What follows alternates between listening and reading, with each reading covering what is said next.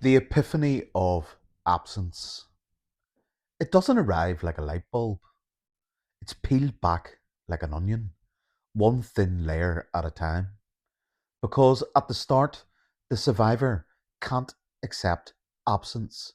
Not the real absence, not the kind of absence that eventually becomes the most devastating truth in the whole story. At the start, absence feels like something that can be bridged, a misunderstanding, a rupture that can be repaired. The Redeemer part inside us isn't chasing romance, it's chasing coherence. It wants the relationship to return to something functional, something human, something that makes sense again. So we protect the bond. Denial isn't stupidity, it's attachment defense. Minimization isn't weakness, it's how you stay functional when your nervous system has already coded the relationship as home. You don't want the data because the data carries the verdict, and the verdict is too early to metabolize. And the first thing survivors need to know is this: most of the realization doesn't happen in the moment, it happens later, much later, after the discord, after the dread, after the collapse begins. When your mind becomes a detective, not because you want drama, but because your organizing gate has been smashed and the psyche is trying to reconstruct reality from fragments. Let me give you a real example. Towards the end of my relationship, my partner went out on a works Christmas do, meal, pub crawl, the usual. I had worked 14 hours that day. I had my kids, so I drove them home first and then drove all the way across Belfast to a little town to pick her up at about 11 at night. I arrived outside the bar. I rang her phone again and again. No answer. Eventually, a colleague answers and says, "Mark, you maybe be better coming in and getting her." But I was exhausted, done. I couldn't be arsed. So I just said, "No, you're okay. Just tell her to come out whenever she's ready." And eventually she did. But she didn't come out alone. She was brought to the door by another woman who kisses her on the cheek, hugs her, peers down into my car to see who I am. They have a brief chat, they have another hug, they have another laugh, and my partner walks over and gets into the car drunk. And I say to her, "Who was that?" And she goes casually, "Oh, that's just some woman in the bar who snogged me." God, and I hope none of my work colleagues saw. Now, listen, in that moment, as shocked as I was, I didn't think anything of it. Not because I was blind, but because I'd been trained. Because denial steps in like a hand on the shoulder. Because the psyche starts downgrading reality to preserve coherence. I was tired. I'd worked all day. She was wild, sexually deviant. I just wanted her home. Then she says, they tagged me on Facebook as well, and I didn't ask to see it. If I had had my thinking cap on, I would have said, "Show me." But I didn't, because I wasn't ready for the verdict. I didn't want to open the door that would force reality to take a shape I couldn't yet hold. That's how the layers work. Because later, when the relationship deteriorates, when the discord hits, when you're looking back through the patterns, you realize what that night was. That was the night she met the man she went on to have an 8-month affair with behind my back. And suddenly, that memory peels. And here's one of the layers that only makes sense after the collapse. My partner was from England, so Christmas travel was always planned early. In March, flights booked, taxis, trains, the whole thing. That's normal. But after September, After she had met this man, her Christmas arrangements suddenly, out of nowhere, changed. Now I'm being told her mum wanted her home a day early to help her, and her two grown up kids would follow later, which made no sense.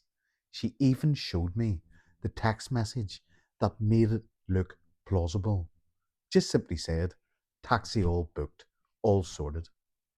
Turns out it wasn't her mum, it was him. That's the point.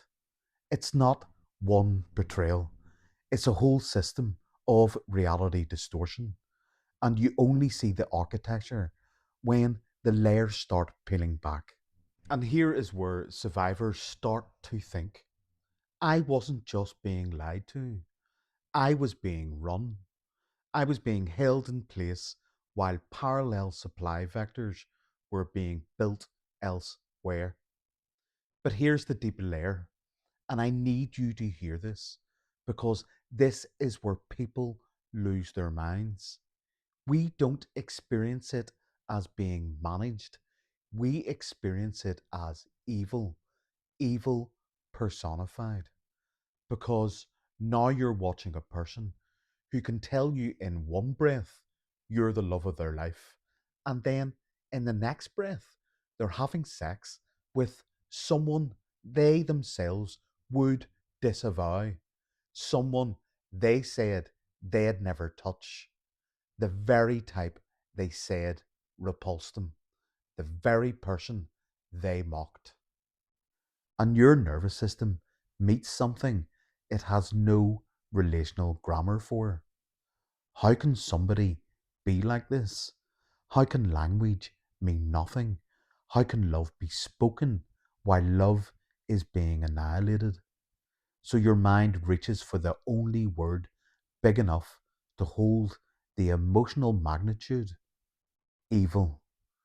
And in lived terms, it kinda is. Because what you're witnessing is not just betrayal, it's the destruction of meaning.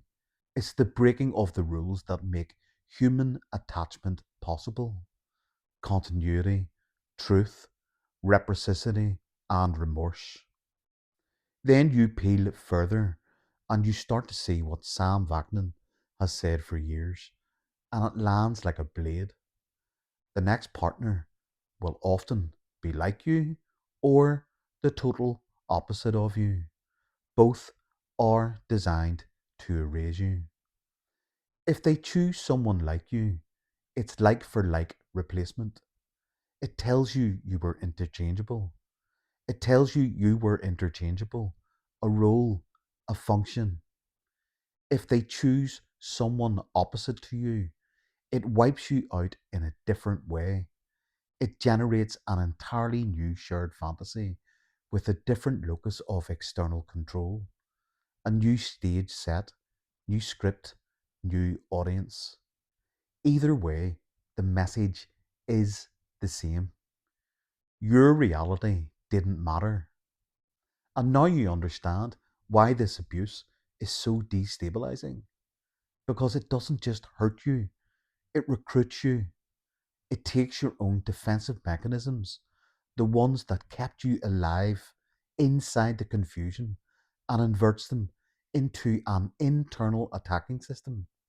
Denial becomes self gaslighting. Minimization becomes self betrayal. Rationalization becomes an endless internal courtroom where you prosecute your own perception. Self blame becomes an introjected judge that keeps you loyal to your own erasure. Hope becomes addiction to the shared fantasy. Longing becomes the rope that drags you back into orbit. And when the discard hits, you don't just lose the person, you lose the organizing principle that was holding your reality together. That's why survivors collapse, because the narcissist doesn't only leave an external absence, they leave an internal occupation, a voice inside you that speaks with their tone, seductive when it wants you compliant, punitive when it wants you separate, And that voice keeps you switching between libidinal pull and anti libidinal recoil, love and disgust, yearning and contempt, because your psyche can't yet hold the third truth. And the third truth is the core of the onion: absence. Not just absence after the relationship, absence inside it, absent reciprocity, absent continuity, absent remorse, absent love in the only sense that matters, care for you as a separate person.